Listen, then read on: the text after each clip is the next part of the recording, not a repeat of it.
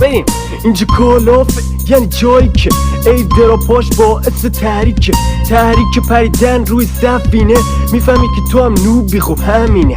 اینجا همه گیمرن، میخوای باشی مثل بات، هیچ کدوم از همتی میاد نمیمونه پات. اینجا کالافه لعنتی پابجی نیستش، خبری از داداشی و آبجی نیستش. اینجا کالافه بکش تا کشته نشی، اینجا نصف اسنایپرن نصف باشی. پینگ بالا داره اینجا بیداد میکنه، تیرای منم داره هی باگ میخوره. همه کنار همن تو مپ خوب خفن، همه فقط میخوان پول بتل پس رو ندن. همه نوبیم خودت اون را نزن، اگه گیمری روی سفینه جا نزن.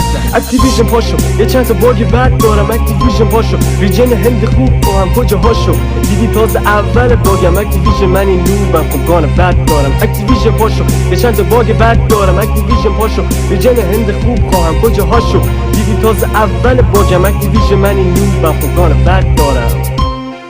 داش الان ما رو خراب کردی یا بقیه رو؟ فرقی نداره، تو باشی بقیه باشه او باشه، دختر پسر همه رو خراب بکنم اصلا. برادرها خواهرای گرامی، صاحب و حرفا یادان نره به پیج ما سر بزنید، زنگولمونم بزنید.